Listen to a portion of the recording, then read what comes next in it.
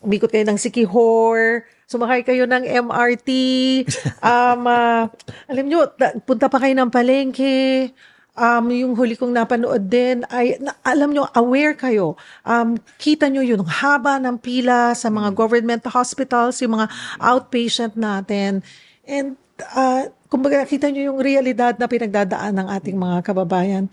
Ito po ba ay part of your governance talaga, na talagang, teka, bababa ako, tignan ko nga, talagang gusto ko, mas madaling mapatakbo ang bansa kung talagang nandoon ako, lalapit ako, bababa ako sa mga tao para maramdaman kung ano yung nararamdaman nila. And maybe it's easier to think of something or to think of the solution kung paano mapapagaan ang buhay po ng bawat mamamayan. Anong tanong? Yun lang ang tanong mo, na ganun po ba yung klase ng gobyerno ninyo? Simple naman Cheryl Cosin, putang ina kasi pinepeke nyo. Alam mo naman kasi na kung na ano yan na krung-krung yan Kaya ginaguide nyo siya para anong tanong, yung sa tanong, isasama mo na yung sagot.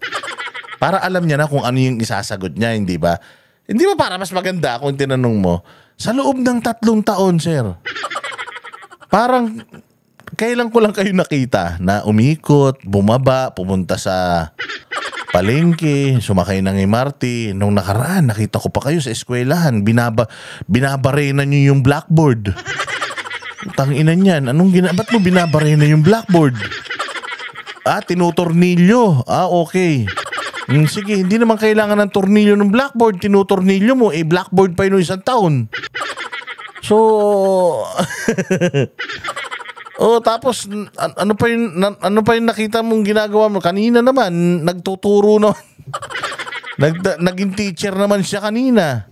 Na hindi mo naman ginagawa nung huling 3 taon. Bakit biglang ginawa mo na ngayon? Hindi ba? Yun yung tanong na tama.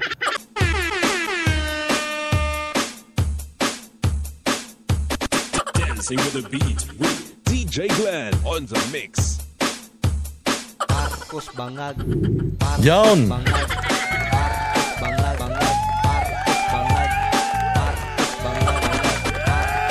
Ay, magandang araw. Mga Banateros worldwide.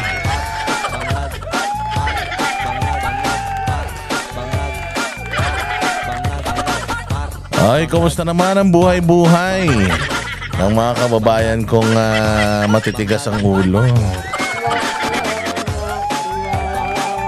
Magandang araw, magandang umaga, tanghali, hapon, gabi. Kung ano man ang oras sa mga bansang inyong kinaroroonan ngayon. Ay, another day, another Uratan session with yours truly, Boss D.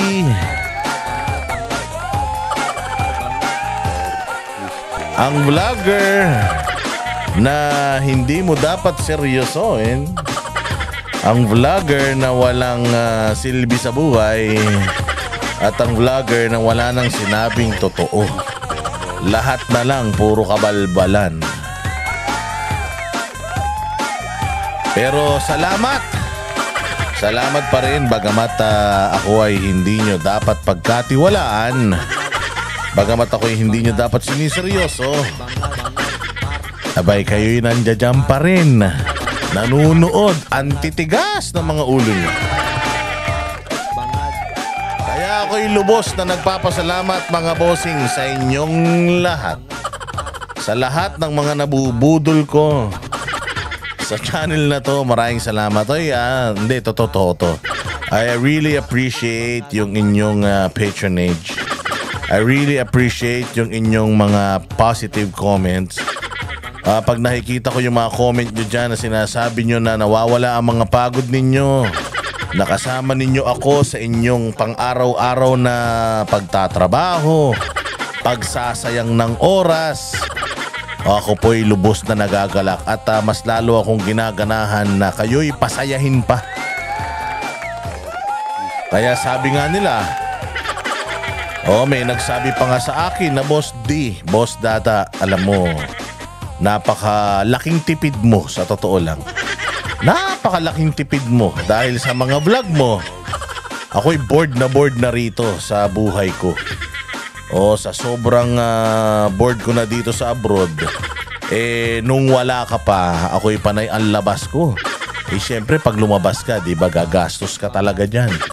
Lalo na sa ibang bansa, Diyos mio, talagang gagastos ka dyan. At kapag gumastos ka sa ibang bansa, hindi yan maliit. Pagka lumabas ka, kakain ka, mamamasahe ka, gagastos ka talaga. Pero ang sabi ng mga kaibigan natin sa abroad, simula nung nag-vlog kayo, mga hayop kayo, mga banateros kayo, mga loko-loko kayo. Nakatipid na kami. Hindi na kami masyadong lumalabas dahil nauubos na ang oras namin kakapakinig, panood sa inyong vlog. Hindi na kami naboboard. Hindi na kami naho-homesick. Nalalaman na namin ang mga nangyayari sa bayang Pilipinas. At saka updated kami para na rin kaming nasa Pilipinas. Pag nakakita naman tayo ng mga ganyan, ako'y talagang tuwan-tuwa naman. Kaya dahil dyan, maraming salamat din sa inyong tiwala sa Banateros, lalo na sa inyong lingkod. Kasi Boss Dada, maraming salamat po sa inyo. Mabuhay kayo at maraming salamat doon sa mga bagong subscribers natin. Meron pa po mga nanonood dito, hindi pa nakaka-subscribe, nakakalimutan, natutuwa. Mag-subscribe kayo, hit the notification bell, like and share. Importante yung comment ninyo. Dahil yung comment ninyo, hindi lang tayo nakakabasa niyan. Hindi lang tayong pare-parehas ng opinyon ang nagbabasa.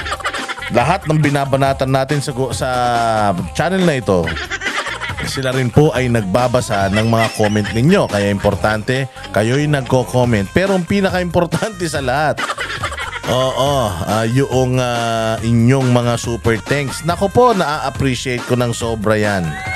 Yung inyong mga super thanks, yung inyong pagtulong sa ating channel monetarily, di ba? Yung inyong mga super thanks, super chat diyan. Ako po'y lubos na nagpapasalamat sa inyong suporta at syempre, alam ko naman mahirap kumita talaga ngayon. Pero nakukuha nyo pa rin mag-share ng inyong blessing. So sharing is caring. And sabi nga nila, kapag ka ikaw ay laging nagbibigay, yung matatanggap mo 10 ulit ng iyong ibinibigay. Kaya importante yan, ha.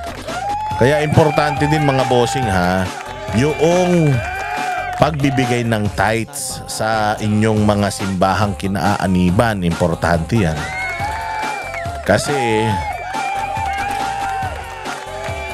Kasi lahat ng meron tayo, lahat ng tinatamasa natin, lahat yan ay galing sa itaas. Kaya wag kayong madamot.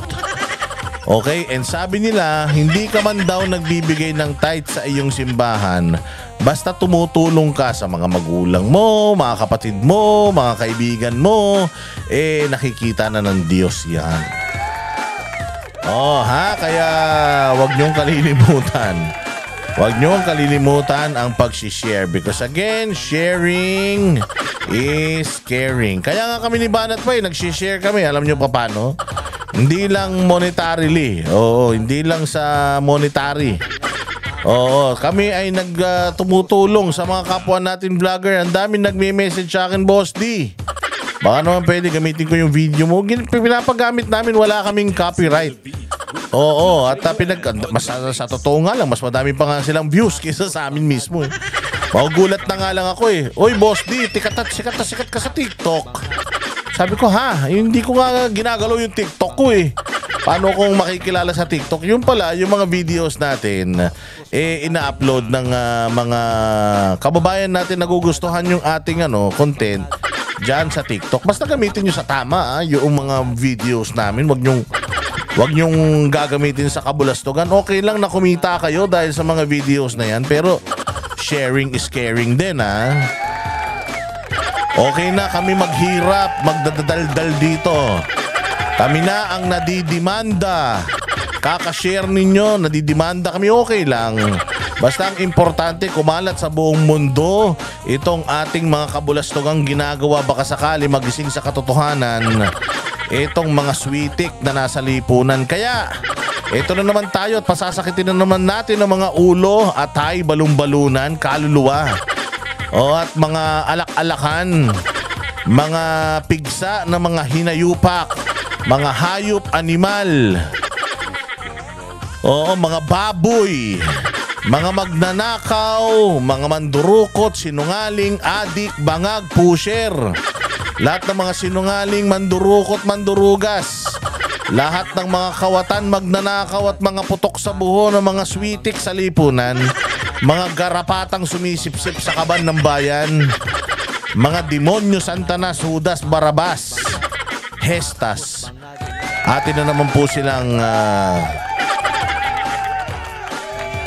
pag-uusapan. Okay? O kaya ayan mga bossing, sigurado ako yung mga bago dito. Oo, pasensya na kayo ha. Ito pong channel na ito, hindi po ito channel na mga bata ha. Hindi rin po ito channel na pambata, hindi rin po ito channel kung saan kayo po ay maraming matututunan. Wala kayong matututunan dito. Puro kabalbala na matututunan nyo rito. O kaya huwag kayong masyadong sensitive ha. O kung yung ibang mga vloggers na mga pinapanood ninyo ay masyadong mababait, baka mapunta sila sa langit-langitan. Sobrang bait naman, baka isama kayo niyan. O dito po ang vlogger na ito ay hindi po mabait. Ako po ay hindi hindi edukado. Ang salita po natin ay pangkanto. Kaya po yung mga sosyal, yung mga tagapanood natin ngayon na mga sosyal, mga magna cum laude, sumalangit nawa ang kaluluwa, mga cum laude. Oo, yung naghahanap kayo ng sobrang talinong content, hindi ito yan. Kung gusto nyo na matalinong content, buhayin nyo si Albert Einstein. Tapos mag-solve kayo ng mga mathematical equation. O ayan, kung yan ang gusto ninyo. Kung gusto nyo naman ng vlogger na mabait, oo, nandiyan dyan po. Available po. Kung gusto nyo ng vlogger na mabait o channel na mabait, channel na talagang walang halong pagmumura. Oo, walang panghalong pangbabalasubas. Ayan, sige. Available po ngayon ang DZR 1026 SMNI. Meron po silang mga channels, may mga YouTube channel. Pwede kayo manood dyan. Pag nanood kayo dyan, maayos na mga balita. Wala pong kinikilingan, walang kinikilingan, walang kabulastugan dyan. Servisyon totoo lang yan. Yung sobra-sobra naman ang bait, mga halos pinanganak na sa sabsaban. Napiling nila sila nang papalit sa kay Jesus sa kabaitan. Oo, hindi po ito ang channel para sa inyo. Ito pong channel na to, sigurado ako na lahat ng galit ninyo mailalabas nyo rito. So galit ang mga nandito ha, yung mga good mood dyan, gumising ng maayos. Huwag na kayo makinig dito.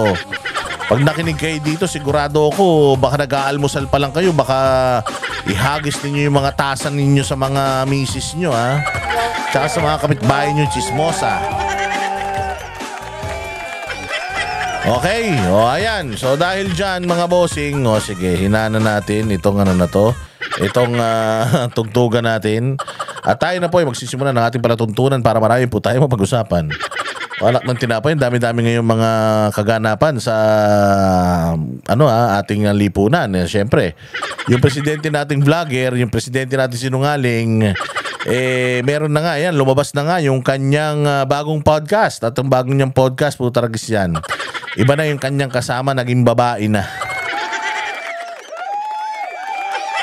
Oo, at pag-uusapan din natin, siyempre, yung mga usaping impeachment, pag-usapan natin yan. Pag-usapan din natin yung mga issues ng lipunan ngayon. Gano'n na ba katarantado uli? Yung mga Pilipino, ayan, isa sa mga pag-uusapan natin. Pero siyempre, dito muna tayo magsimula. Oo, pag-uusapan din pala natin yung mga statement ng ating hindi magpapatalong PCO Undersecretary. Siyempre, may aso ang Congress. Oo. Ang pangalan ng aso ng Congress ay si Princess na hindi naman mukhang princess. Mukha naman siyang kalaban ni Little Mermaid. Kamukha niya yung kalaban ni Little Mermaid, yung 8 yung paa. Si Claire Castro hindi magpapatalo. Siyempre medyo threatened yung lola ninyo, threatened yung kanyang corona. Baka agawin daw nung princess na hindi naman mukhang prinsesa. Kaya ngayon, nag-iingay uli siya. Pag-uusapan din natin yung mga patutsada niyang pangtanga. Okay, pero dito muna tayo sa hari ng tanga. Oo, dito muna tayo sa hari ng kasinungalingan. Ang hari ng katarantaduhan sa Pilipinas, ang presidenteng pinaka-inutil. Ang presidenteng pinaka-hindi pagod. Utang ina itong presidente na ito, maniwala kayo. Oo, pagkatapos nitong 6 na taon niya, pwede mo siyang ibenta segunda mano, hindi siya masyadong nagamit. Oo. Kumbaga yung makina nito hindi laspag. Hindi laspag yung makina nito, walang ginawa to eh. Ayun lang ang problema. Pag hinanap mo yung utak nito, mahihirapan ka. Pero pag nakita mo, makikita mo makintab pa. Kasi hindi masyadong nagamit ang utak nito. Talagang alagang-alaga. Kumbaga sa sasakyan, para siyang Tamaraw FX. Tamaraw FX nung 1990. Na bagong labas sa kasa, ganun yung itsura niya. Pag-usapan natin ang presidente na walang ginawa. Ito yung presidenteng inutil pero nakakalakad naman. Ito yung presidenteng imbalido pero hindi naman na-stroke. Anong ha? Anong ha? Loko-loko ka. Anong hinahaha mo dyan? Sira ulo ka. Totoo naman. Di ba walang silbi ito? Walang kwenta ito. Pero hindi naman to imbalido na patay yung kalahati ng katawan, ganun. Hindi naman na-stroke ito na parang na-stroke din kasi ganun magsalita to pag ini-interview mo. Parang kumbaga yung ano ba tawag niya, slur. Parang ganun yung kanyang pananalita. Parang ewan ko kung marunong ba talaga magsalita ito. Pero matino naman to. Wala naman yata sakit to. May sakit lang to siguro, katam.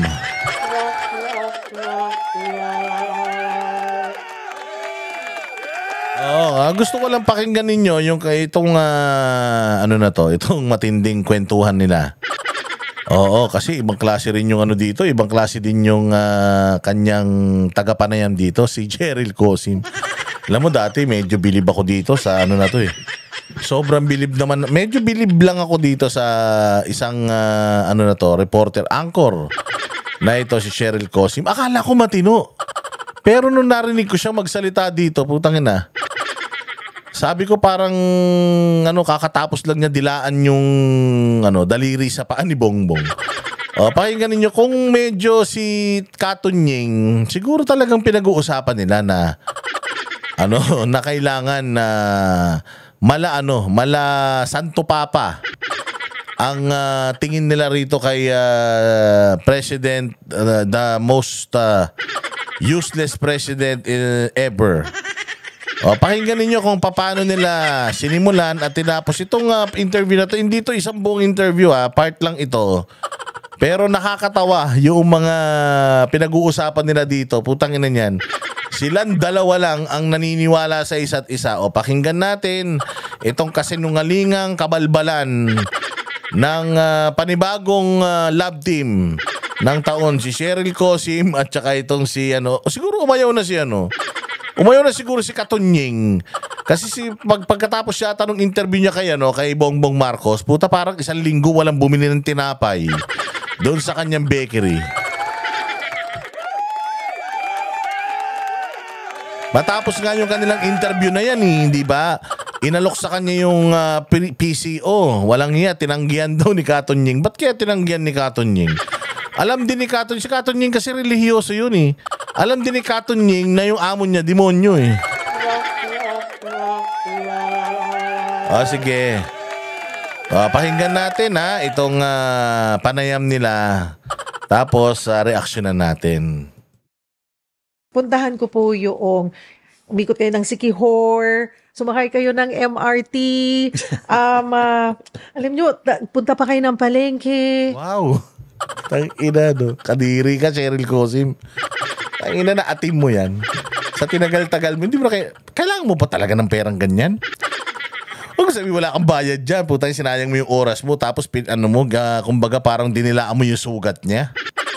So umikot sa Siquijor, sumakay kayo ng MRT, pumunta pa kayo sa palengke, o ano naman? Anong nagawa niya? Ano naman ang natapos niya? Nung sumakay siya sa MRT, anong na-realize niya? Na-realize niya na kailangan pag bumili ka ng isang ticket, kasama mo yung 3 mong pamilya, ay yung 3 mong anak. O 3 kapamilya. So parang 4 kayo. Isang ticket, 4 na tao na yung makakagamit. Ikaw at saka yung kapamilya mo. So kung mag-isa ka lang, hindi pwede yun. So kung halimbawa, meron kang trabaho ng linggo, gagamit ka ng MRT, utangin na papasok ikaw at saka kasama mo yung 3 kasambahay mo. Para lang ma-avail nyo itong putangin ng katarantaduang proyekto ni Bongbong na yan. Anong ha? Oo nga. Totoo nga yun. Loko-loko. Anong ha? Totoo yun. O siya talaga yung may gusto nun. So imaginein mo, lalabas ka pa ng bahay. Gagastos ka pa, magbabayad ka ng pamasahe sa jeep, tricycle, bus. Nang 4 kayo para lang ma-avail ninyo yung kabubuhang proyekto niya. Na feeling naman ito ni Cheryl Cosim, ang ganda-ganda ng nagawa sa lipunang Pilipinas. Walang hiya. So umikot daw siya sa Siquijor. Anong ginawa niya ron? Nung umikot siya sa Siquijor, putang ina, anong nangyari sa Siquijor? Naging tiles na ba yung mga kalsada sa Siquijor? Matapos umikot dyan yung Tokmol na yan. Nung namalengke siya, putang ina yan, naging hypermarket ba yung palengke na yan nung dinaanan niya? Nagmura ba yung mga bilihin dyan sa palengke na yan? Nung nagpunta siya, putang ina yan. Alam mo, naglalakad nga yung pamilya na yan kahit saan, kaway ng kaway, may mga kulani na, hindi pa rin pinapansin ng mga tao eh. Bakit? Putang ina yan.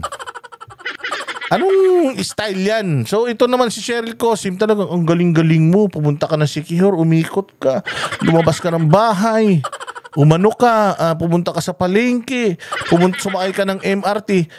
Cheryl Cosim, baka nakakalimutan mo, 3 taon na presidente yan.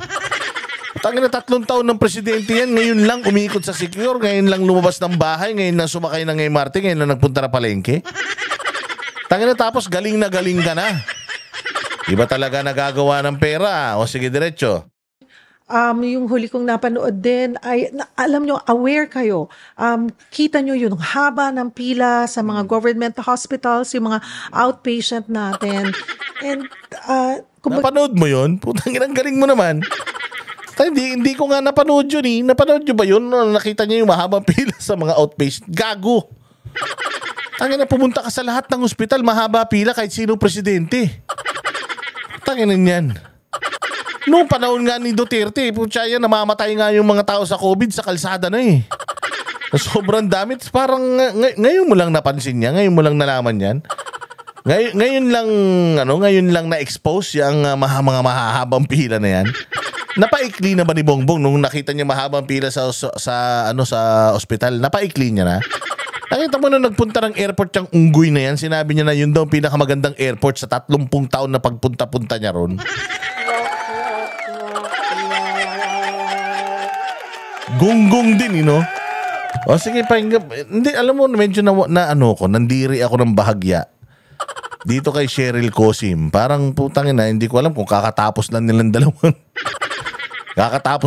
dalawa ni Bongbong maglabing-labing. Kasi putangin nang yan.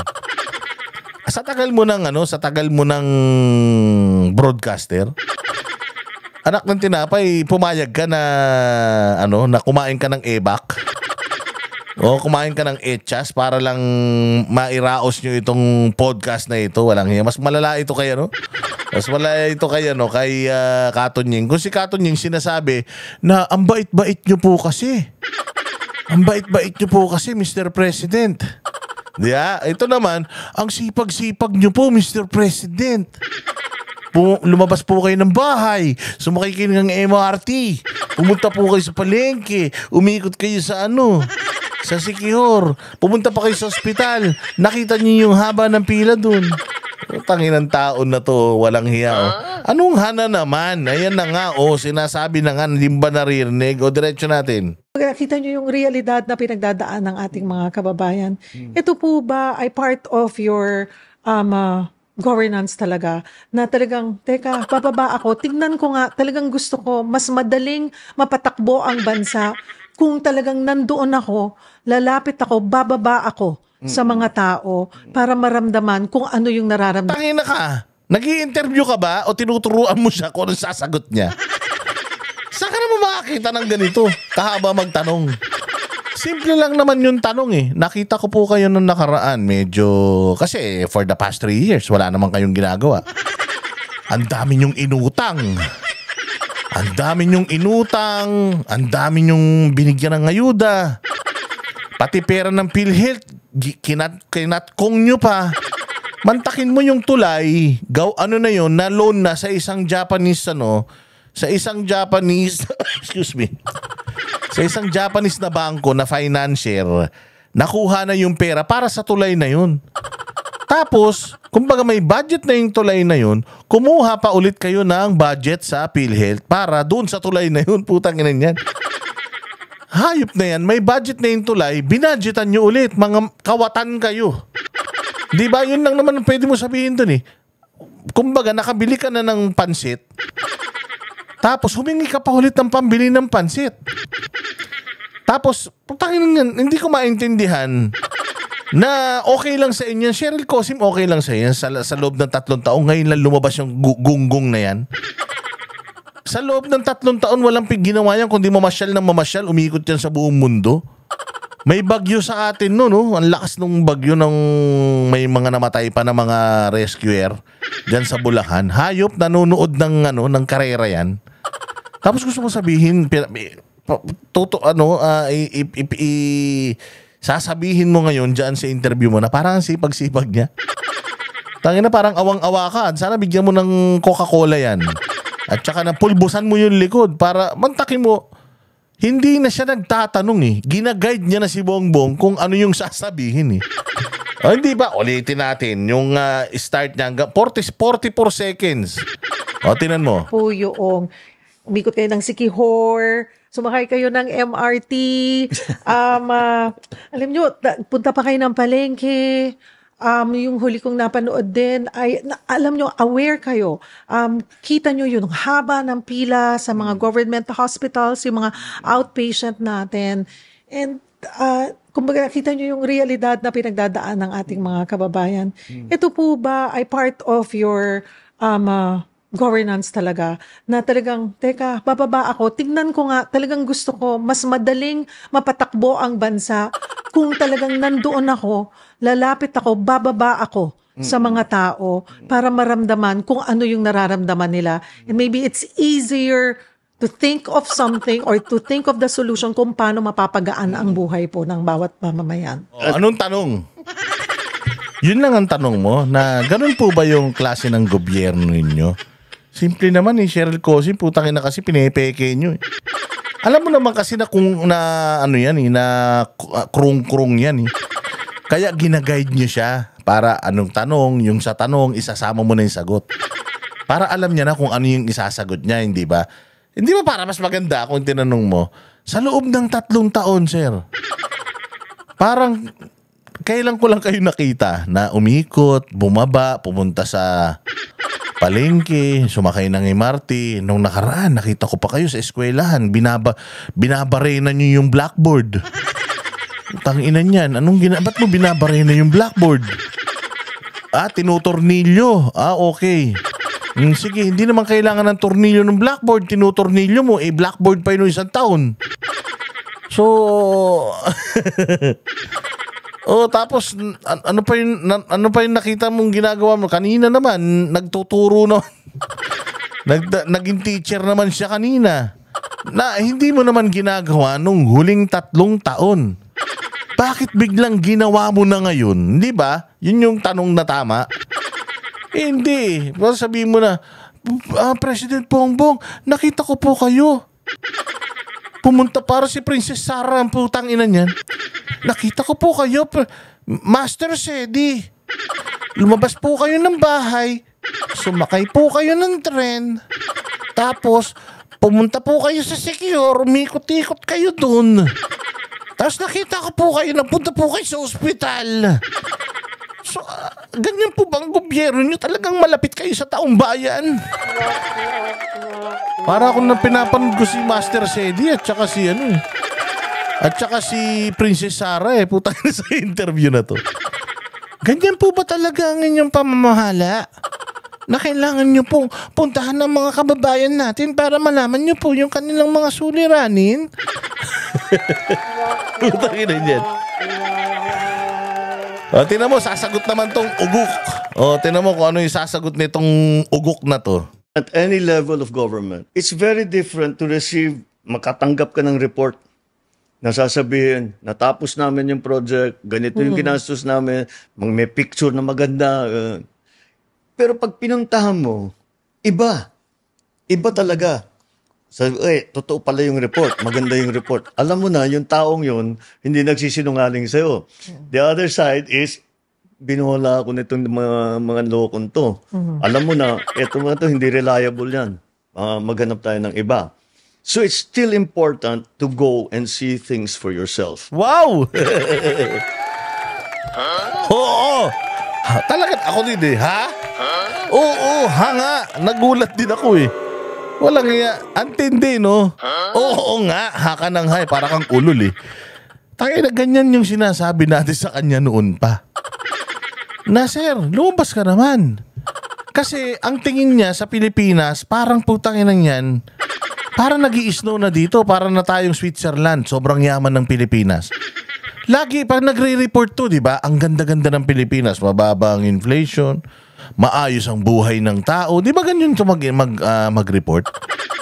Na ang yabang-yabang nila na kinukongratulate nila yung isa't isa. Madalas siyang ganun, di ba? O katulad dyan yung nangyari sa KOJC. Anong sabi niya? Wala naman daw pulis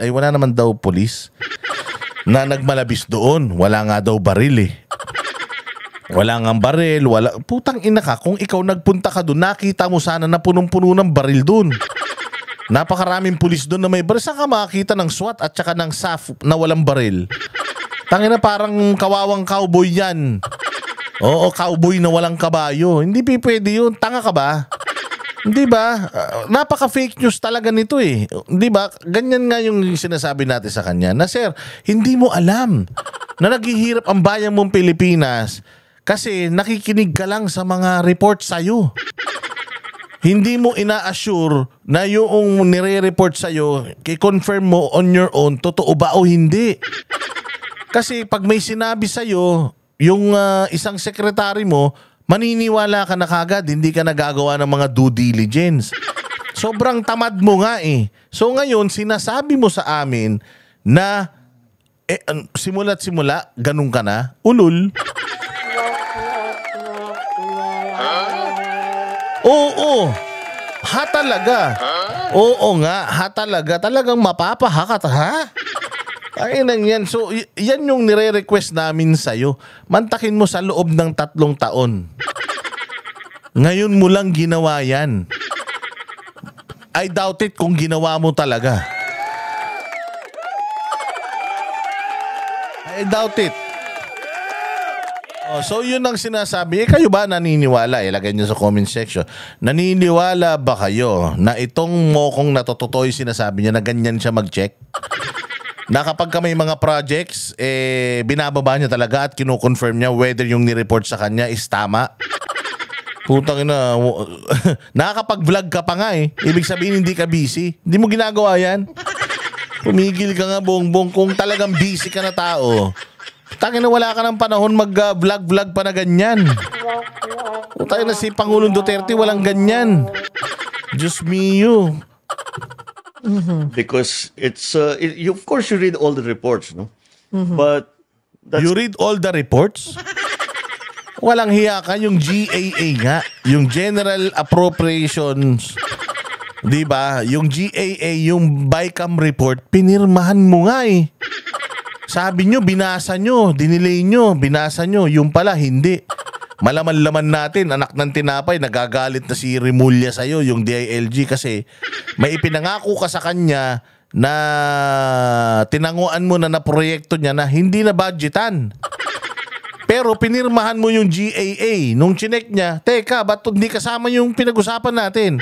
O anong sabi mo? Ay hindi, sige, ibabalik na lang natin. Ibig sabihin, hindi ka nag-aaral. Hindi ka talaga nagbabasa. Putang ina, sa katamaran mo na yan. Oo, walang yan. Hindi mo na kami maloloko na sipag-sipagan ka. Putsang ina, may time ka pa nga mag-karaoke, kumanta sa stage. Putsa, kung talagang busy ka, talagang ginagawa mo yan, wala ka nang ganyan. Alam mo, sabi ni Pangulong Duterte sa amin noon, ang corny maging presidente. Bakit? Kung ikaw, corrupt ka na tao, masarap maging presidente. Bakit? Putang ina, libre lahat. May bodyguard ka. Boss ka, lahat ng sabihin mo, susundin nila. O, ganun kasarap maging presidente kung tartado ka, katulad nito. Pero sabi ni Pangulong Duterte, if you are a president that you really want to do your job, ang corny maging presidente. Why? Gigising ako, sabi niya, ang papel, ang taas-taas daw nung papel that he had to read, he had to sign, at kailangan niya pang tanggalin, ipakorek kung kailangang may ikorek. So sabi niya, pag nagising ako, gagawin ko na agad yun. Habang nag-aalmusal ako, may matitira, ganito na lang. Sabi niya, ganito na lang. Tanghalian na. Kakain lang ko ng tanghalian. Pagbalik ko, pagtapos ko kumain ng tanghalian, ang taas na naman ng papel na aaralin ko, pipirmahan ko. Kaya nga sabi niya, kung ikaw ay presidente, ito harap-harapan sinabi niya sa amin to sa isang dinner namin na exclusive sa Banatero. Sabi niya, kung ikaw ay presidente na talagang gusto mong magtrabaho para sa bayan Pilipinas, kaya nga sabi niya, corny maging presidente, it's a thankless job. Na kahit anong gawin mo, it's not enough. Hindi natatapos ang trabaho. Yung 6 years, kala nyo sarap-sarap? Sabi, 6 years na yun, kung ikaw ay tapat ka sa tungkulin mo, puta, impyerno yung 6 na taon na yan. Mantakin mo, pinapatay mo yung sarili mo para mapaganda mo Pilipinas, tas ang dami pa rin galit sa'yo. O kung ikaw corrupt ka na politiko, putya yan, galit din naman kayo sa akin, may gawin ako o wala, hindi na lang ako magtatrabaho. Tatamasain ko na lang lahat ng biyaya nakaakibat ng pagiging presidente ko. Papabayaan ko na lang mga sekretary ko magtrabaho para sa akin. Oo, magpa-party na lang kami ng pamilya ko, attend kaming concert, nood kaming karera, punta kami ibang bansa. 'Di ba? Oh, weekend kami with family. Oh, ganun ang gagawin mo. Yung sinasabi ni PRD, kaya nga sabi niya ayaw ko maging presidente yung anak ko si Inday. Ayaw ko talaga eh. Kasi ang hirap. Oo, ang hirap kasi nga kahit anong gawin mo, kahit na malinis naman ang puso mo, putya sisirain ka ng mga kalaban mo. Katulad ng nangyari ngayon. So ang dami daw babasahin, ang daming pipirmahan. Tinanong nga namin siya Mr. President, PRD, sa tingin mo, ginagawa ni BBM yun? Alam mo sabi niya,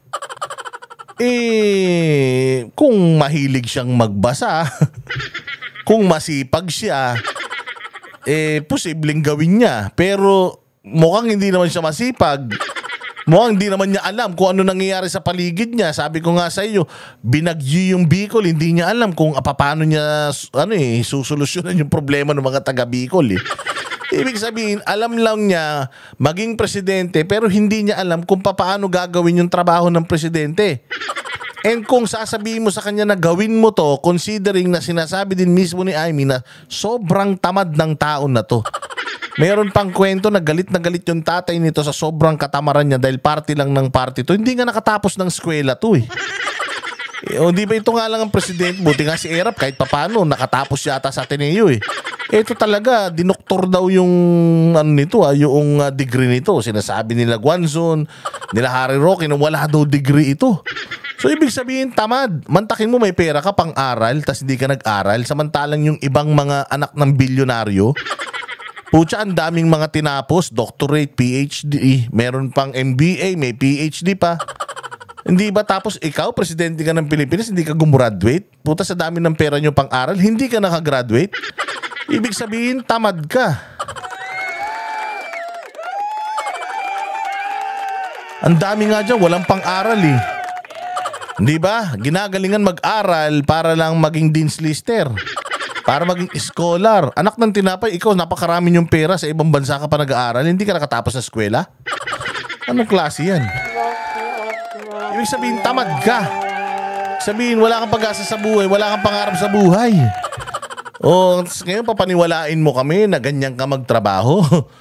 Na pag may nag-report sa'yo, dino-double check mo? Panginoon, hindi ako naniniwala. It's not the iba-ibang accuracy rating ko minsan. May nangyari na po bang ganoon? Madami na. Uy, ganda ng report. Okay, Oo, sige nga. oo, Tingnan natin. Marami. What do you do about it? Like, You look, if it's important, dun sa official na in charge na, bakit ganitong report nyo pero iba yung realidad? kapupuntahan mo nga.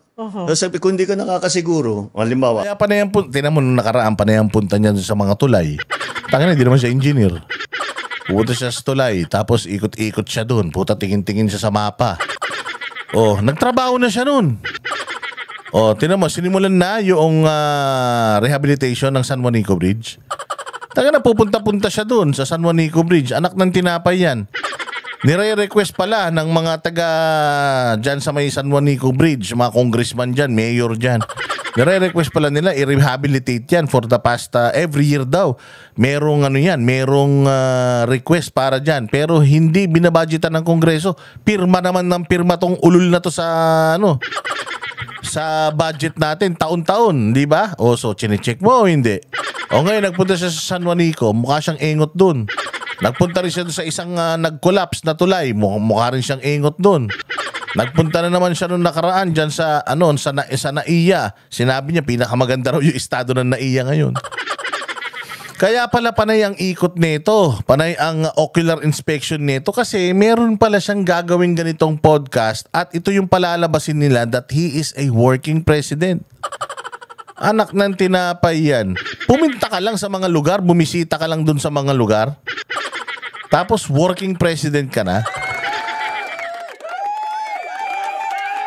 Kaya na sa 3 taon, yan lang ang achievement mo. Sa 3 taon na presidente, kaya yan lang achievement mo. Nag-ocular inspection ka sa mga bagay-bagay. Sa dami ng inutang mo, both dito sa Pilipinas at sa ibang bansa. Putya, yan lang ang nagawa mo, bumisita sa mga sa mga lugar para i-check yung mga trabaho nila. Anak ng toklay yan, may report, napakaganda ng lahat. Pero may kaibigan ka na tiga doon. Sabihin, boss, hindi totoo yan. Hindi nila natapos. Talaga? Oo. Ay kapunta natin. Yun. Pag-explainin mo yung tao. Ganun lang yun. Biglang minessage siya, pre! Tain na, huwag ka maniwala dyan sa report.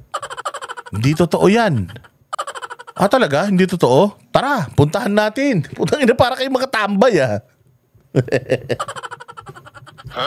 Oo, di ba? Para mga tambay, anong ha? What's up? May report. Maganda. Maganda pala yung report. May tatawag sa'yo. Pre, di totoo yan. Huwag ka maniwala dyan sa report. Di totoo yan. Ah, talaga? O sige, puntahan natin. Tapos titingnan nila, hindi nga totoo. Niloloko ko. Anak ng tinapay. Putangin na ganito. Tingin nila sa gobyerno para walang proseso, no? Parang lang sila. Naglalaro-laro lang sila. Bahay-bahayan lang. Anak ng tinapay ng mga tao to parang mga ingot ng putya. Siyempre, kung ano yung mga paliwanag na, hindi mo pala kaya, sige, paltang kita. Hanap tayo ng mas magaling. Speaking of palitan, Ito. Maganda itong tanong. hindi naririnig, hindi na ilalabas, pero siguro sa mas Ay, yabang kasi, di ba? Pumupunta ako sa mga lugar, pag nakita ko, pangit, hindi totoo yung report, palitan natin yan. So tatanungin siya ngayon dito. Sino-sino na yung mga pinalitan mo? Di ba? Tinan niyo sagot. mababang mga posisyon, marami na po ba kayong napalitan doon sa loob ng 3 taon? Marami na. Marami na. Hindi na lang namin ina-announce kasi Marami na daw siya tinanggal, hindi lang daw nila ina-announce. Tang-inang yan. Sino yung mga yun? At sino din yung ipinalit niya kung sakaling may natanggal? Hindi ba kamakailan lang, pinag-resign mo lahat? Hindi ka nagtatanggal, pinag-resign mo. Sila yung kusang aalis, tapos ilalagay mo na lang yung mga gusto mong tao. Yung mga since nagsipag-resign na sila, yung mga nag-resign na, pwede na magsiuwian sa bahay nila. Hindi mo sila in-evaluate isa-isa. Hindi mo tinignan yung mga trabaho nila isa-isa. Anong pinagsasasabi mo? O, sige, diretso. Just get, ako, trabaho to, just, if you're not helping, Kaya na, ang hirap sumagot. Kasi nagsisinungaling eh.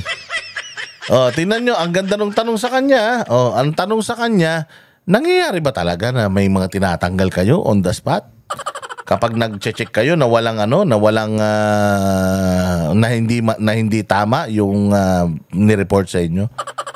Oh, kung matino ka, kung talagang ginagawa mo, ang bilis sagutin. Pero tingnan mo siya, hirap na hirap siya sumagot. Ganyan siya eh. Pag tinanong, tanda mo nung kinakausap siya ng Australiana, na anong nakakatawa sa sinabi ko na ninakaw niyo yung pera ng taong bahay, ba't hindi niyo ibalik?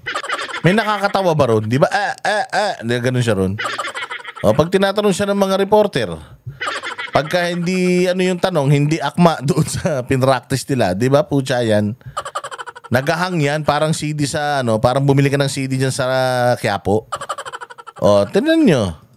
Marami na po ba kayong napalitan doon sa loob ng 3 taon? marami na. Marami na.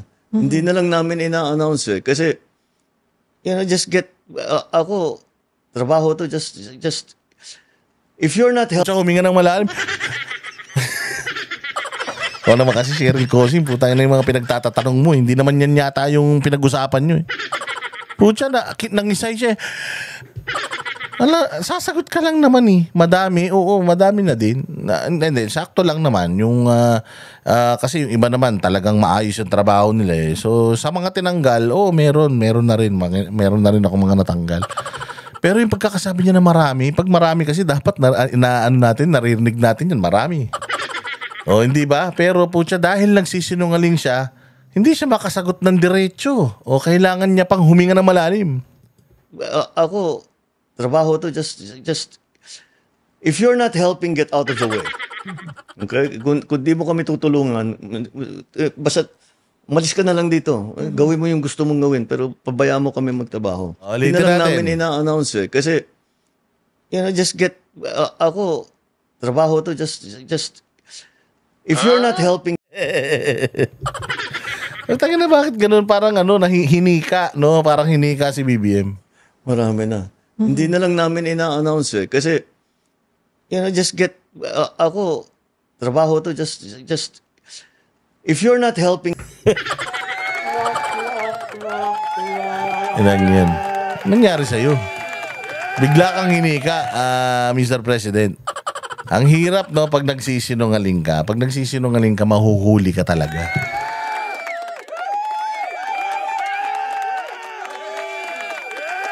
Oh, dito naman tayo sa kanyang paboritong aso. Oo, si YT. Oh, ayan si YT. Oh, ito meron siyang ito bobo talaga. Ang laking bopols talaga nitong tao na to. Kasi sinabi ni BP Sara? Sabi ni BP Sara, tinanong si BP Sara ng mga chismosa dyan sa TV5. Sabi sa kanya, ganito, ganyan. Yung sinabi ni Claire Castro na ganito, na ganyan, manggagamit. Tapos nagpapagamit. Alam mo, wala na talagang panahon sa kanya si Inday Sara. Alam mo, sabi ni Inday na naman.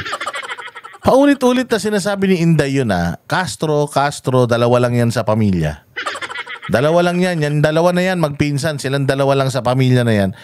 Ang ibig kasi talagang sabihin dito ni Inday Sara, si Castro at saka si Franz Castro at saka itong si Claire Castro, parehas bobo. Sa sobrang bobo nila, magkamag-anak na sila. Oo. Kutsa ganung katangay ang mga yan. So, hindi niya pa rin nagigets o hindi ko nga alam paano naging abogado to. Napakahina ng common sense. Hindi niya pa nagigets. Pinaliwanag pa ni Banat Bay sa kanya yan nung nagkita sila nung nagdebate ha. Sinabi pa ni Banat Bay na hindi yun ang ibig sabihin. Ang ibig sabihin po ni Madam President, parehas kayo ni Franz Castro. Parehas kayong anti-Duterte lang dahil nabubusalan sa bibig. O so ngayon, inulit na naman ni Inday Sara, hindi ba yung magpinsan na yan, si Castro at si Franz Castro, Magpinsan yan, pinapaulit-ulit niya, tapos tumatawa pa siya kasi naiintindihan yun ng mga media yung ibig niyang sabihin eh. Oh, pero ikaw hanggang ngayon hindi mo pa rin naiintindihan na pinagtitripan kayo ni Inday Sara. Hindi fake news yun, tanga. Oo, hindi ka fake news ni VP Sara. Pinaglalaruan ka, ginagawa kang tanga ka. Oh, pakinggan natin yung sasabihin niya. Sinagot naman ng Malacanang ang mga pahayag ni VP Sara. Ayon kay Palace Press Officer Undersecretary Claire Castro, nakakalungkot na ang BICE ay nagpapakalat ng fake news. Sabi ng BICE, magpinsan sina Yusek Castro at ACT Teachers Party List Representative Franz Castro. Pero una nang pinaliwanag ni Yusek Castro. Tignan mo hindi mo lang isang beses pinaliwanag, 2, 3 beses mo pinaliwanag. Hindi kasing tanga mo si Inday para hindi niya maintindihan yun. Kaya inuulit-ulit ni Inday kasi inuulit-ulit mo ding sabihin na hindi kayo magpinsan, which is tanga ka.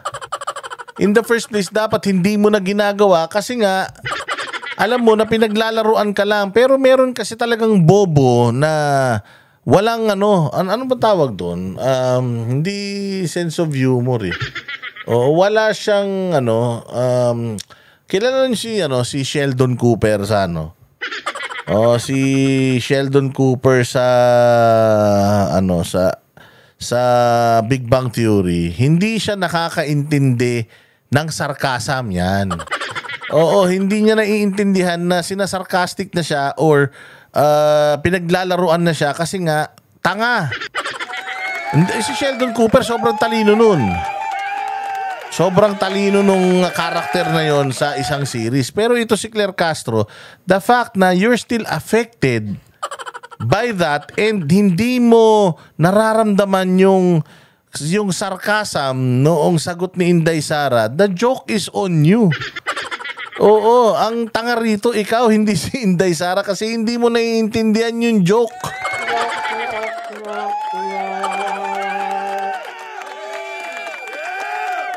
So sabi nga, when you do not understand the joke, you become the joke. Na pareho lang sila ng apelido ng kongresista at hindi sila magkaano-ano. Tungkol naman sa payag ng BICE na bigyan ng benefit of the doubt ang mga senador pagdating sa trabaho. Sabi ni Yusek Castro, makikita naman ng taong bayan kung sino-sino mga bias at mga nagtatrabaho.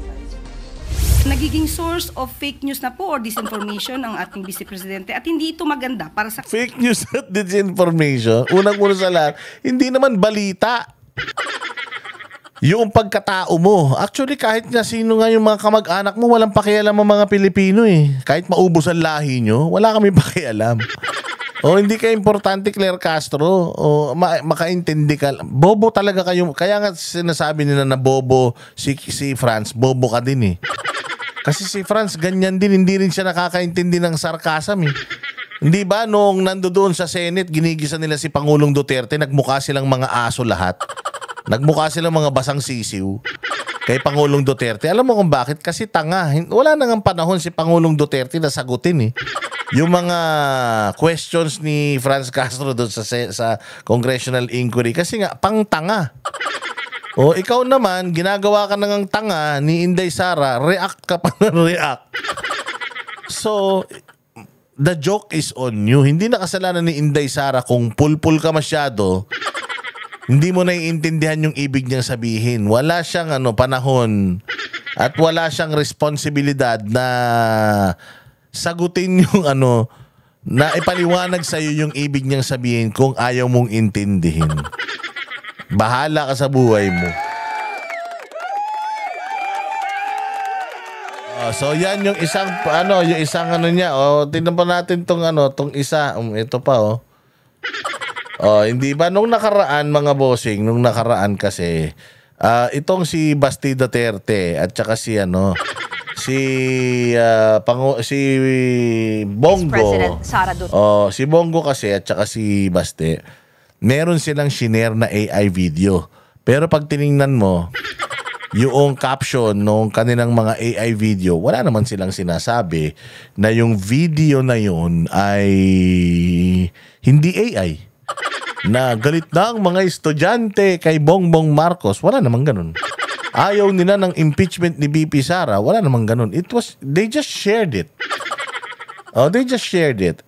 Pero nagtataka ako, bakit biglang pinick up to ni Claire Castro?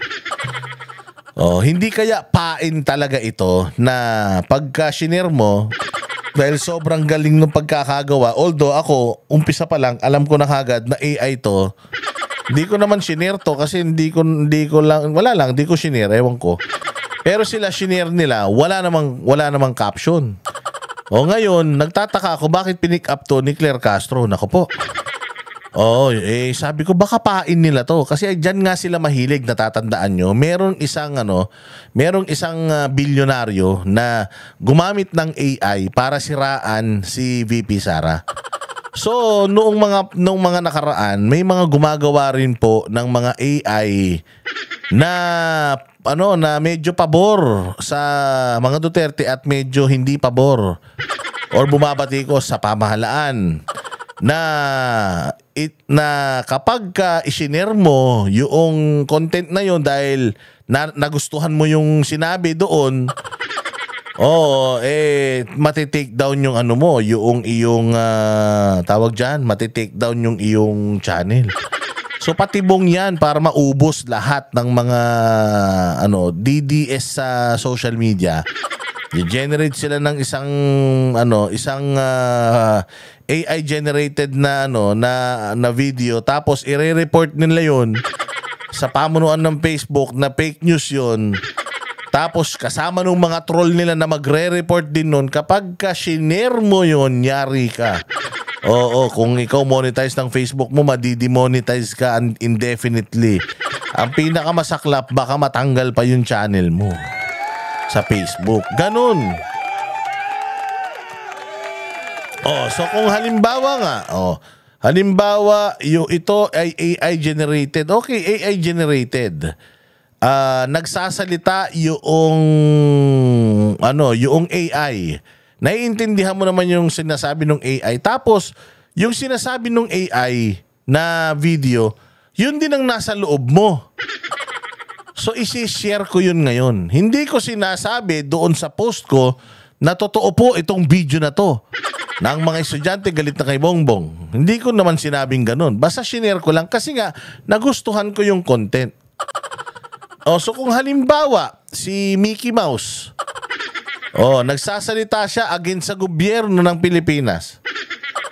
Anong kaibahan nun doon sa AI generated? Parehas lang naman silang hindi totoong mga tao. Pero yung mensahe na sinasabi doon sa AI generated na video na yon, kung parehas kayo yun din yung gustong sabihin ng puso mo, di it's worth sharing. Tama? Sinabi ba ni Baste na totoo yung mga estudyante na yon? Sinabi ba ni Bato na totoo yung estudyante? Ang sabi ni Bato, shinare ko yan kasi tama yung sinasabi sa video na yan. Paano kung halimbawa walang mukha yun, audio lang? Dahil nagustuhan ko yung audio, shinare ko. Ano ba yun? Does it make any difference? Or anong pagkakaiba nun? Di ba parehas lang yun? Kasi nga ang importante, yung mensahe, naintindihan mo at worth i-share to kasi ito rin yung nararamdaman ko. Hindi ko naman pinopropaganda na totoo tong tao na to, kilala ko to. Nakita ko yung interview na yan, talagang legit yan, totoo yan, hindi robot yan. Wala naman sinabi si yan Bato na ganun. Wala naman sinabi si Basti na ganun. Pero bakit biglang pinick up nyo agad? Baka patibong yan.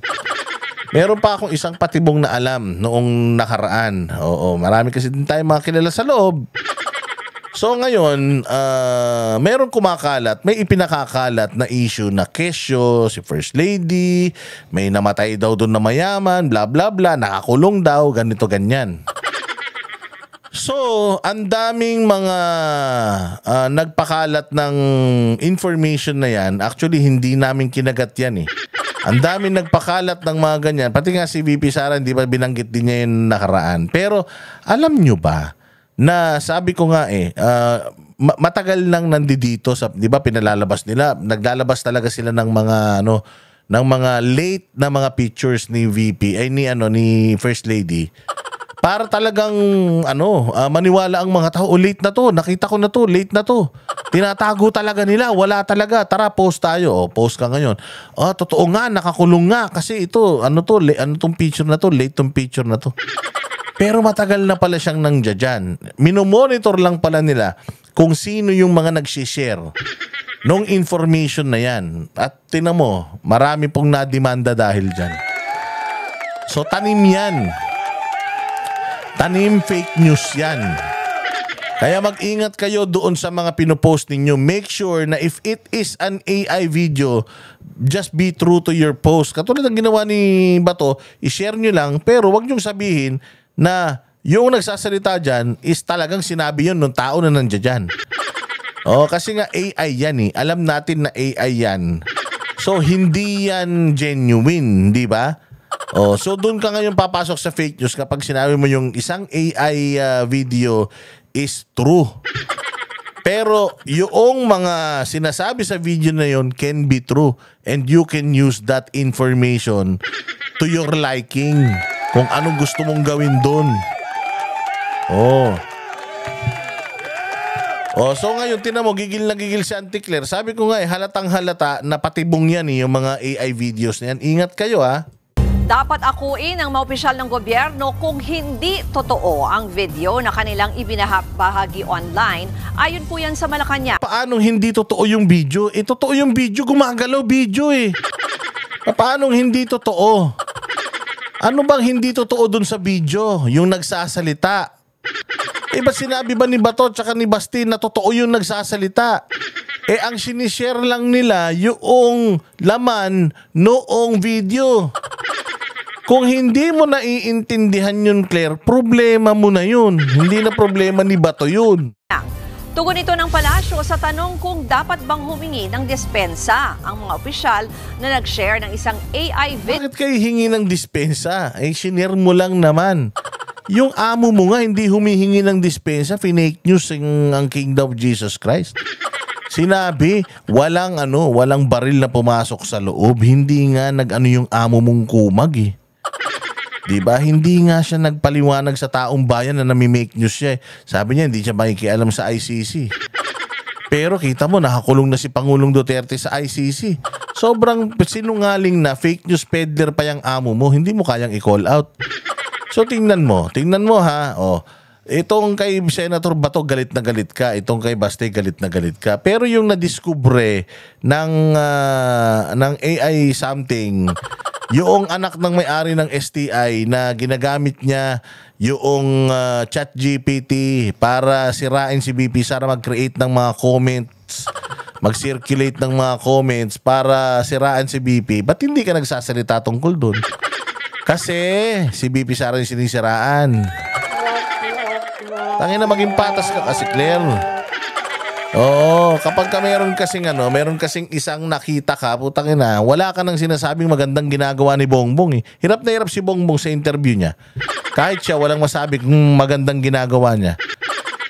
Tinan mo, anong achievement ni Bongbong Marcos? Yung mag-ikot-ikot siya, mag-inspect siya. Tinan mo, wala ka ring trabaho. Di ba, Claire? Wala kang ibang binubukang bibig mo dyan, kundi puros against sa mga Duterte.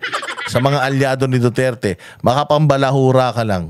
Hindi mo naman trabaho yan. Ang trabaho mo, busugin ang utak ng mga Pilipino tungkol sa ginagawang maganda ng amo mo. Pero dahil sobrang tamad ng amo mo at wala siyang ginagawang maganda, wala kang mabanggit.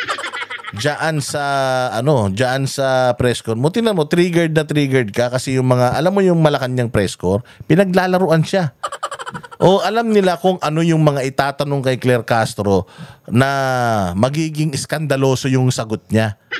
Kasi alam nila tanga to di ba? Hindi nga niya makuha yung sinasabi ni BP Sara na magpinsan sila ni Franz Castro. Ibig sabihin, ang utak nito puro din, parang gamunggo na lang din siguro. Kaya hindi na gumagana. Kaya ngayon, inaasar na lang siya nitong mga press corps para yung mga yung mga kanilang mga outlet, merong maibalita. Kasi ang gusto naman talaga nitong mga media, pag away-awayin niyang mga yan para meron silang balita. For the views yan, mga content. Ngayon, tingnan mo, ang dali-dali nilang, kahit hindi naman dapat nagsasalita ito si Claire Castro ng kanyang personal na opinion, bigay siya ng bigay ng personal na opinion. Bakit siya nagbibigay ng personal na opinion, hindi niya i-cite yung opinion ng Malacanang? Alam niyo kung bakit? Walang ginagawa yung Malacanang. And she's there to cover for Bongbong. She's there to cover for Bongbong para hindi direksyong si Bongbong yung binabanatan ng tao, dinadivert niya. Di bali nang magpakatanga ka dyan, ikaw nang tumanggap ng batikos ng taong bayan para ma-filter, hindi lahat pumunta kay Bongbong. Total naman bayad ka. O kaya kita mo, ang laki ng tinanda ni Tanga. Naka-stress kaya ipagtanggol mo yung demonyo. Video sa issue ng impeachment laban kay Vice President Sara Duterte. Sina Senador Bato de la Rosa at Davao City Vice Mayor Baste Duterte ang ilan sa mga nag-share umano nito. Giit ni Palace Press Officer Undersecretary Claire Castro, hindi naman nila kailangang mag-sorry kung ginamit lang nila ang kanilang talino para alamin kung totoo ang shinare nila. Tanga, totoo naman yung shinare nila. Sinabi ba nila nag-share sila ng video pero yung shinare nila text? Diba? Kung sinabi nila I'm sharing this video pero nakalagay doon text. Binabasa mo lang, walang video, hindi gumagalaw, walang audio visual. Walang audio video. Hindi ba? Ang ibig sabihin nun, pagka ganun, talagang fake news ka. Pero kung wala ka namang sinabing ganun, di ba? Ano pang gusto mo lang yung sinabi ng tao? Halimbawa nga, sabi ko nga kanina doon sa Banatero show natin na halimbawa si Mickey Mouse o cartoons yung nagsasalita dyan. O kaya ang nagsasalita dyan si Batman. Alam mo naman na talagang di si Batman yun kasi hindi naman nagtatagalog yun. Tapos ipinost mo, magagalit ka ba? Sasabihin mo ba na, pati si Batman galit na sa presidente. Sinong gagong maniniwala nun, di ba? Siyempre, isipin mo, anak ng toklay. Hindi naman totoo itong si Batman to pero yung sinasabi noong nandoon sa video, naiintindihan mo? Nagigets mo? Kung nagets mo yun at naintindihan mo yun at alam mo kung para kanino yun, shinare nila, ibig sabihin, maganda yung ginawa nila. Bakit? Naapektuhan ka So, ibig sabihin, nakarating sa'yo yung mensahe noong nung video na yun ang importante sa lahat. Gunggong. Kaya nga ang sabi ni Bato de la Rosa anong sabi ni Bato de la Rosa dito sa sa kanyang post? Sabi ni Bato, I don't care if this post is AI generated or Manobo generated because I am not after the messenger. Hindi ko naman sinasabing totoo yun Ang nagustuhan ko sa video na yan is the message. The message itself. So, do not shoot the messenger without reading the message that he delivers. So yun ang shinare ni Bato. Yung sinasabi nung AI generated na yun, nagustuhan niya. Di ba? Tanga-tanga ka. Wala kang alam talaga. Claire Castro, wala ka talagang silbi. Eto, pakinggan naman natin yung sabi sa inyo, marami tayong balita ngayon ito si Senator Judge. Nako po, ito maganda tong binitawan ni Senator Judge dito. Chis Escudero patungkol sa mga bobong reporter. Ito ang mga bobo dito, reporter pakinggan natin kung gaano katanga tong mga reporter. Nasanay kasi itong mga reporter na ang tinatanong si Claire Castro tanga yun abogado yun pero tanga yun. Ito si Chis Escudero, hindi lang to basta abogado, Senate President. So alam niya na itong mga media kumukuha lang ng soundbite sa kanya to use against the Senate and yung Senate Impeachment Court. Pakinggan nyo, paano nyo babuyin yung mga medyang engot dito. Kitang-kita lang ba ang kulay sa ngayon ng pumapabor kay Sara? O kitang-kita din ba yung kulay dun sa mga ayaw sa kanya? Be fair. If you want to be fair, it cuts both ways. Diba? So, kayo naman, ang kino-quote nyo sa mga tanong nyo, yung isang panig lang ang kino-question, hindi naman yung kabila. Sabi din, yung pagboto nyo ng yes ay pwedeng gawing ground para kayo ay mag-motion for inhibition. Ulitin ko. voluntary ang pag-inhibit ng sinumang senator judge. That is addressed to the sound discretion of each judge kung may hihiling man yan. Pero, opisyal lang yan na didinggin ng impeachment court kapag hiniling yan ng defense o ng prosecution panel. Hindi ng kung sino man na nagsasalita ngayon sa labas ng impeachment court na klaro, may posisyon at may pinaniniwalaan na sila na panig o side nakakampihan. Yun ang problema kasi, hindi ba? So, ang dami nagsasabi, inhibit, lahat ng mga, noong mga alyado. Oh. Bakit pinag-i-inhibit nyo lang yung mga alyado ni Inday? Bakit hindi nyo mag-inhibit din yung mga may personal na galit kay Inday? O, hindi ba? Bakit kabila lang yung pinag-i-inhibit? Bakit hindi lahat? Kasi pag pinag-inhibit mo yung parehas, yung may gusto at saka yung may ayaw, sigurado ko wala matitirang senador dyan. Mga engot ba kayo? At saka pag sinabi mo mag-inhibit, hindi ibig sabihin na yun na automatic yun. Doon yun sa tao, wag i-inhibit siya o hindi. Wala kayong magagawa kung hindi siya mag-i-inhibit dahil karapatan niya yun. Pangyarihan niya yun. May mag-move from prosec or defense na ipa-inhibit kung sino mang senator judge, itatackle nyo po sa impeachment court? Again, citing precedent, it will be addressed to the sound discretion of the impeachment court judge. Hindi yan pwedeng pagbotohan. Ano bang ibig sabihin ng address to the sound discretion? E di nasa sa kanya. Hindi kami pwede magbotohan na i-inhibit siya. Walang ganong proseso. Ang proseso ay ikaw ang bahala kung gusto mo mag-recuse o mag-inhibit. Pero para talaga matanggal siya, kung gusto mo, kung may ginawa siyang paglabag sa kanyang trabaho bilang senador, sa pamamagitan ng isang ethics complaint. Yon ang sinabi ni dating Senate President Enrile, kaugnay sa mga motions for inhibition nung panahong yon. Linaw ha, ang linaw. Ang ganda ng paliwanag. Nagpapagod si Cheese magpaliwanag para kayong mga estudyanteng natututo. Pero hindi yung gusto natin sagot. Gusto natin sagot, dapat mag-inhibit yung mga judges katulad ni Bato, ni Robin, ni Senator Bongo. O dapat ba, si Aimee, mag-inhibit yung mga yan. Yun yung gusto talaga nilang marinig kay Chis Escudero. Pero tinan nyo kung paano sila sasampalin ng katotohanan ni Chis Escudero. Nung impeachment ni Chief Justice Corona. Itatakil ng ethics as a Senate Hindi body? ko sinasabing itatakil. Ang remedy nila ay tanggalin yung senador bilang senador. Hindi tanggalin bilang impeachment court judge. Sorry, makulit, isa na lang. Paano po kapag sorry SB, paano pag kitang-kita na yung kulay nung isang senator judge? Parang kayo din, putang ina nyo. Kitang-kita naman ang kulay yung mga media kayo, nagalit kayo sa mga Duterte at bayad kayo ng gobyernong to eh. Hindi ba? Kitang-kita rin namin. Putang ina, anong ginagawa namin? Kino-combat lang namin kayo. Kung ano yung mga impormasyon na meron kami. Pero po yan, iniipit nyo si Chis Escudero na magdesisyon para sa hindi naman niya dapat desisyonan. Putang ina, mapapahamak kayo at mapapahiya kayo kay Chis Escudero. Sige Chis, anong sagot mo dyan sa tanong ng bobang yan?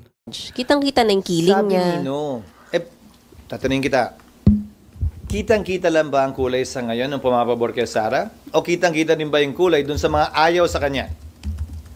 Be fair. If you want to be fair, it cuts both ways. Diba? So, kayo naman, ang kino-quote nyo sa mga tanong nyo, yung isang panig lang ang kino-question, hindi naman yung kabila. If you want to be fair, you have to be fair. If you want to question, then everybody should be questioned. But then again, remember, pinili ng mga nagsulat ng saligang batas na mga politiko, mga halal ng bayan ang magiging judge kaugnay sa kasong ito ng impeachment. So, kasama na marahil yon sa tinimbang nila at sinukat nila nung pinagpasyahan nila na mga senador na halal, mga congressman na halal, ang may malawak na papel kaugnay ng impeachment dahil wala naman tong kulong, wala naman tong bayad. Ang kapalit lang nito ay pagkakatanggal sa pwesto. Pahiya. Yan ang sinasabi ko. O hindi ba, dinapahiya kayo kasi totoo naman eh. lagi nyo lang tinitingnan yung mga magiging kakampi ni Inday Sara. Hindi nyo tinitingnan na marami din mga hindi kakampi si Inday Sara katulad yung mga hayop kayo. Ang sinasabi pa dito ni Chis Escudero, putang ina, kapag ginawa natin sa isang tao, dapat gawin natin sa lahat. Hindi ba? Halimbawa na lang, itong kay VP Sara, confidential fund. Sino lang ba ang may confidential fund? Siya lang ba? Bakit hindi natin silipin lahat ng may confidential funds? Gawin nating accountable lahat ng may mga confidential funds. O, di ba dapat ganun? Pero hindi kayo ganun eh. Oo, doon lang kayo sa mga gustong-gusto nyo lang talaga na mawala si VP Sara sa landas ninyo. Kaya gusto nyo siyang ma-impeach. Magiging masaya nga kayo pero matatalo naman yung mga senador sa mga tatakbuhan pa nila sa susunod na halalan. So paano yan? Diyos ko po. Oo, hindi ba? So, yun nga ang sinasabi dito ni Chis Escudero na political lang ito eh. Political ito, wala namang kulong ito, wala rin namang multa ito, gusto nyo lang naman tanggalin yung tao sa pwesto, dapat maging patas na tayo. Dahil politika ito, di po politikahin din namin kayo. O, kita mo. Di ba gusto nila makipag-usap sa Senate ng closed door meeting? Anong sabi ni Chis Escudero? Anong closed door meeting ang sinasabi nyo? Wala na tayong dapat pag-usapan. Nag-convene na ang impeachment court. Ang Senate as an impeachment court. Nag-convene na kami. Kung meron kayong request, meron kayong tanong, padaanin nyo sa korte. Hindi yung nag-uusap tayo ng tayo-tayo. Bawal yun.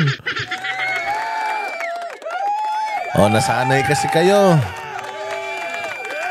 Nasanay kayo na kayo lang ang nasanay kayo na kayo lang ang laging nasusunod.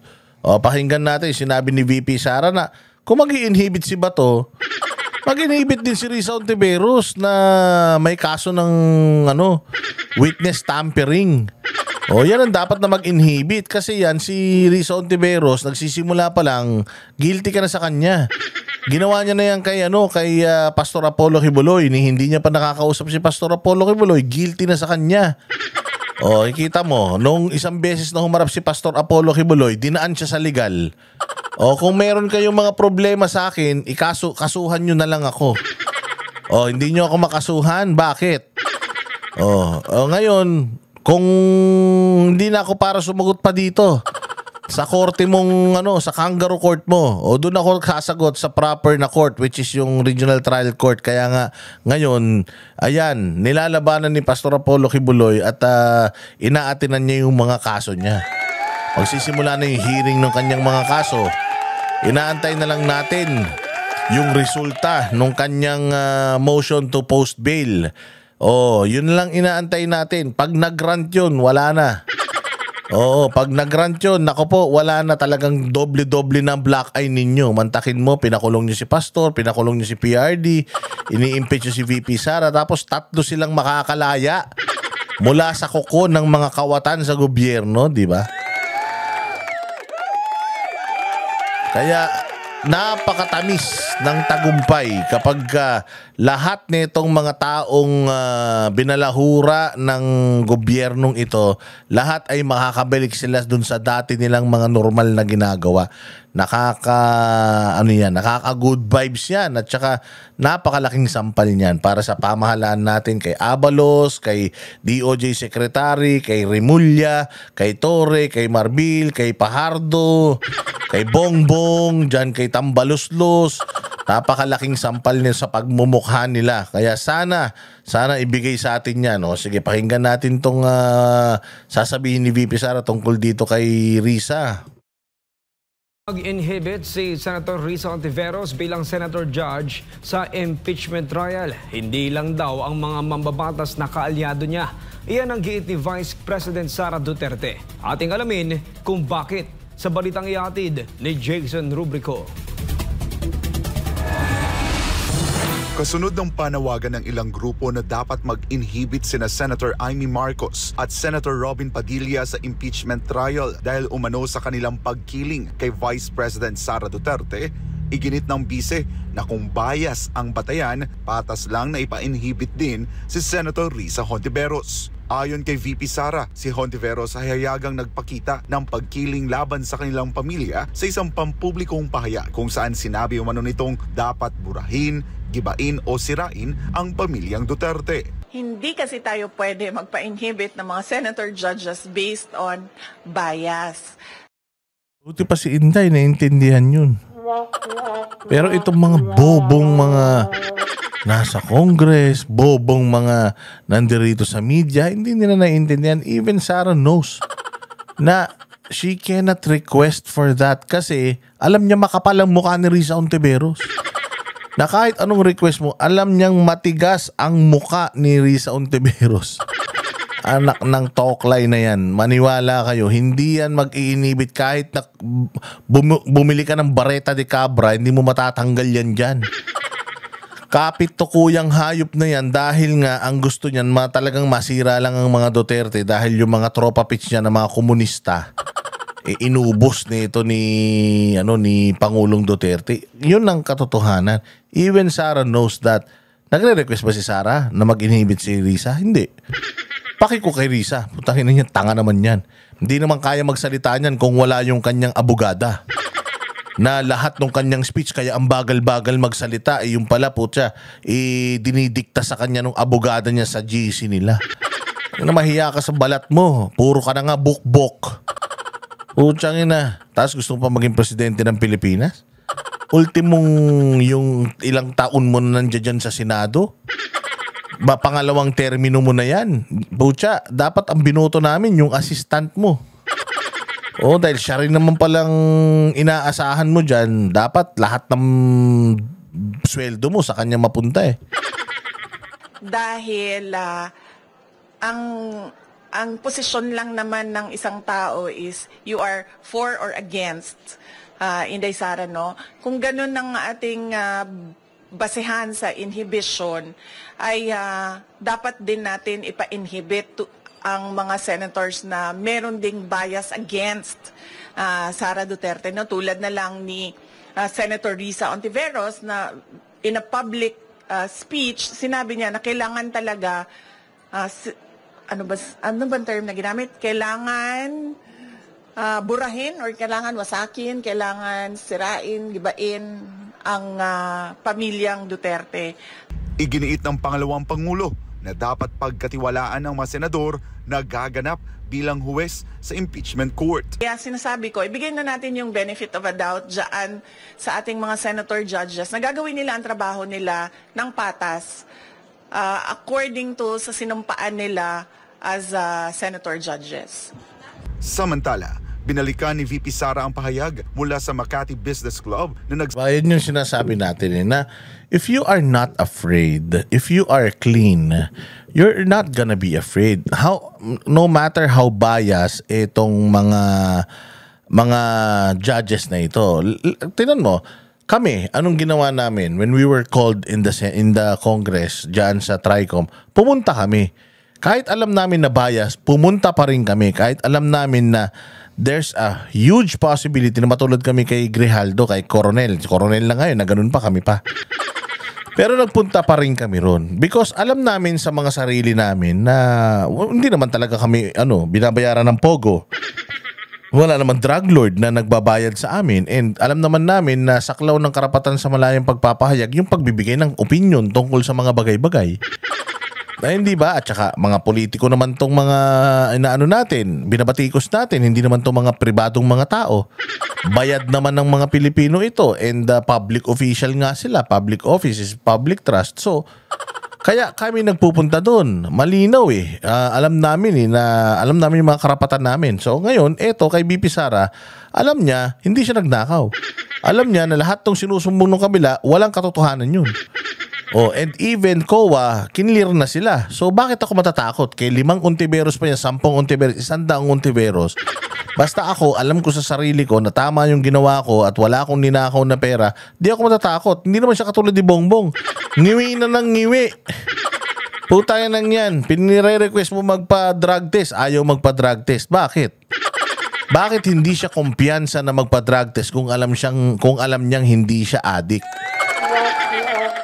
Ganun lang yun. So ibahin ninyo si VP Sara. Kaya nga sabi ni VP Sara, I am ready. We've been ready for the past 3 years. Putang bibigat ng mga abogado ni Inday Sara, mga fortune. Yung mga magiging mga abogado niya. Diyos mio. Tinignan ko yung mga pangalan.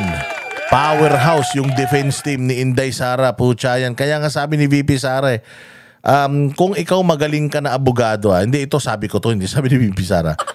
Kung magaling ka na abogado, dapat hindi ka pumunta sa trial. Kasi pagdating mo sa trial, kahit na lamang ka, may talo ka. Kaya yung mga magagaling na abogado, ito yung mga abogado na hindi nagtatrial. Dahil itong mga abogado na hindi nagtatrial, hindi sila natatalo.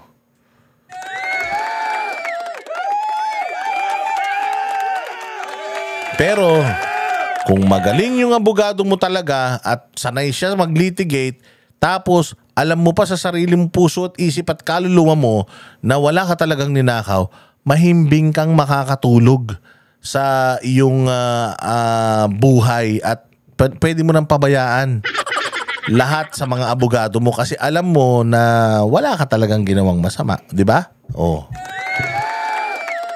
Sabing mahalagang ituloy ng Senado ang impeachment trial upang mapanatili ang tiwala ng publiko at mga mamumuhunan. Ayon kay Duterte, matagal nang humina ang investor confidence sa bansa at hindi dapat isisi sa kanya ang mabagal na takbo ng ekonomiya.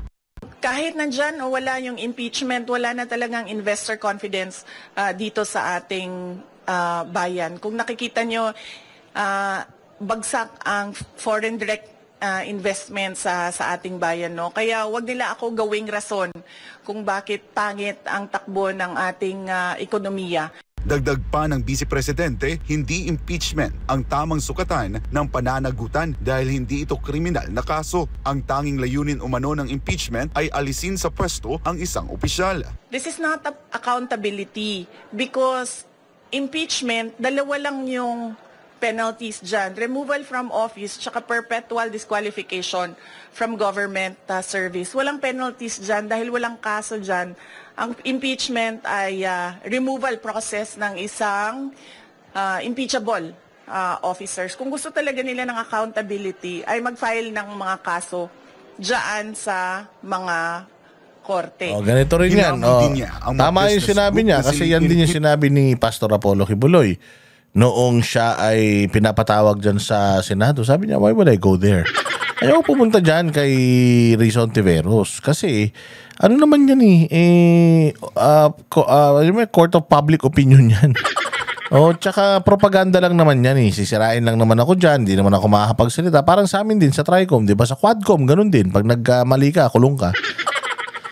So wala namang napapatunayan yung mga hearing na yan sa Senado, sa Kongreso Kaya nga sabi ni Pastor noon, if you have a lot to say about me, you should have filed a case against me sa korte.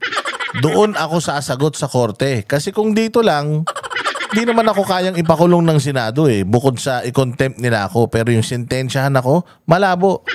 So, kaya nag-iimbestiga tayo rito at sinasabi naman nitong mga resource person mo na ang dami-dami nilang hawak against me, di pumunta na kayo sa korte, doon tayo magkita-kita. Ba't tayo nandito sa Senado? O, kita mo.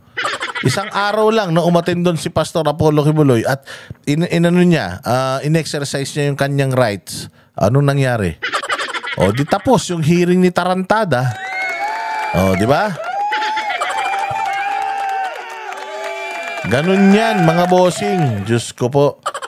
Kaya, ito pa. Hindi lamang ang proseso ng impeachment trial, kundi pati ang kontrobersyal umanong pagpasa ng Articles of Impeachment mula sa Kongreso patungong Senado. Alam naman natin at alam naman nila na yung mga pirma ng mga congressman, unang-una, hindi nila binasa yung Articles of Impeachment. Pangalawa, marami sa kanila ang tumanggap ng budget o pera kapalit ng kanilang signatures. In fact, madami sa kanila ang umamin na may kapalit yung kanilang pagpirma doon sa articles of impeachment. So if we are to talk about accountability by business groups, dapat questionin din natin kung paano ginawa yung articles of impeachment at paano pinasa yung articles. Tama ko, tingnan ninyo kung sino yung mga abogado ni Inday Sara sa impeachment ay ang Fortune, Narvasa and Salazar Law Office. Diyos ko po, si Sigrid Fortune, Gregorio Narvasa, Sheila Sison, Carlo Joaquin Narvasa, Roberto Batong Bakal, puta pangalan pa lang. O kaano-ano kaya ni Ani Batong Bakal to? Justin Nicole Golar, Lyndon Miguel Bacuel, David Ronel Golia. Puta, the 7th. David Ronel Golia the 7th. Puta, pag ganito pangalan mo, mabigat na tao ka. Mantakin mo 7 ang kapangalan mo sa pamilya mo, walang hiya na yan. Maria Celina Golda Fortun, Carlene Radok, Francesca Marie Flores, Miguel Carlos Fernandez, Michael Wesley Powa, Reynold Munsayak, Mark Vinluan, Ralph Budota. Iba pa yung dyan Iba pa, counsel pa lang to. Yung lead counsel, yan pa yung mabibigat yung lead counsel niya. Yung lead counsel niya, yan na yung father-in-law niya na isang Carpio. So good luck, Bibi Sara. We hope that, well, sabi ko naman sa inyo, unti-unti, the tides are changing. Unti-unti, nakikita na natin na pahina na sila ng pahina. Kaya nga, grabe naman, 3 years lang silang binigyan ng 3 years lang silang binigyan ng kapangyarihan. Diyos ko po, pagkatapos nun, lahat sila nalaos. 3 years lang yung mga komunista na nagwagi. Tapos unti-unti, si PRD, makakalabas, makakapunta sa isang first world country, doon siya mamamahinga. Si VP Sara hindi may impeach, tapos si Pastor lalabas. Naku po. Ay, talaga naman, baka magbigti ang mga yan. Diyos ko po. Ayan, maraming salamat sa inyong panonood. Mabuhay kayo. God bless us all and God bless the Philippines. You are all amazing. See you again sa susunod na vlog. Kami ang boses ng masa, hindi natatakot. Katotohanan lang, di kami nalulunod. Walang bahid ng sismis, lahat ay totoo. Kahit sino ka pa, pag mali ka babanatan ka. Walang pinipili kulay, wala kaming kinikilingan.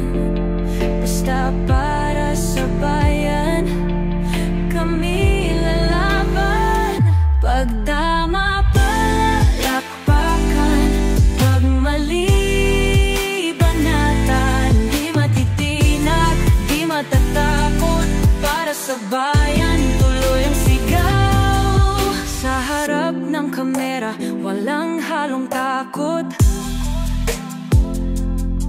Mga baluktot, lahat kayo'y tutumba.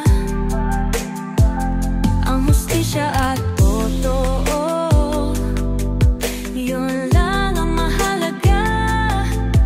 Kahit sinong harang, di kami matitinag. Walang pinipiling kulay, wala kaming kinikilingan. Basta para sa bayan, kami lalaban.